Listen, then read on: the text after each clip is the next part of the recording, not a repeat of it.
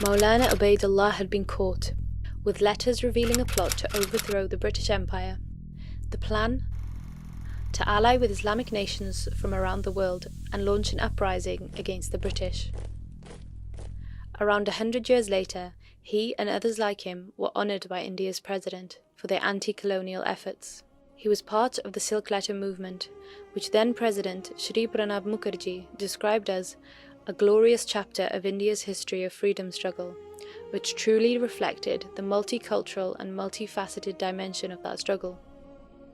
But what was the Silk Letter movement?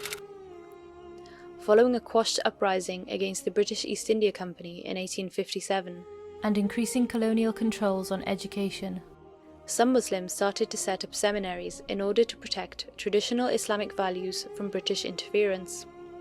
The most successful of these was around 150 kilometers north of Delhi, in a town called Deoband, established in 1867.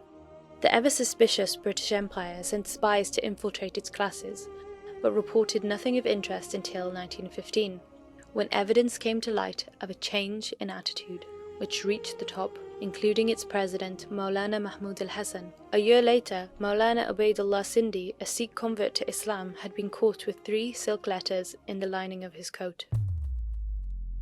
A group is to liberate India. This group has moved to establish centres in India to make alliances with other powers. Another group, called Al-Janut al-Rabbaniya, is a special Islamic assembly based on military principles. Its first object is to create an alliance amongst Islamic kings. This is the only way of inflicting an effective blow against the infidels of India. The plan was to send envoys to both Islamic powers and Britain's World War I enemies to invite them to join in the struggle against British rule.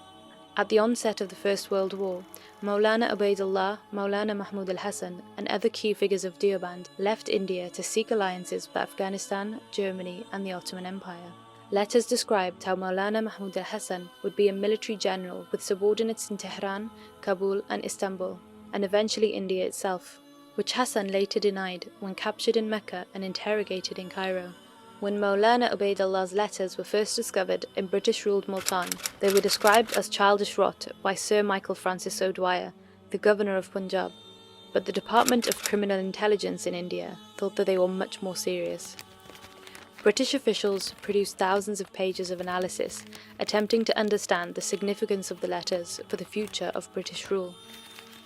The objects of the conspiracy to wage war, to attempt to wage war, and to abet the waging of war against the forces of His Majesty or to dispossess His Majesty of the sovereignty of India were to be effected by exciting religious fanaticism among the Mohammedans of India, by perverted teaching from the Quran, and in other ways by stirring up hatred against the British government among the frontier tribes in Afghanistan, by seeking warlike assistance from the Turkish Empire and by collecting funds for these ends. After the discovery of the conspiracy, key Deoband figures, including Maulana Mahmud al-Hasan, were arrested and deported to Malta until the end of the First World War, the British fearing a backlash if they were to be imprisoned in India.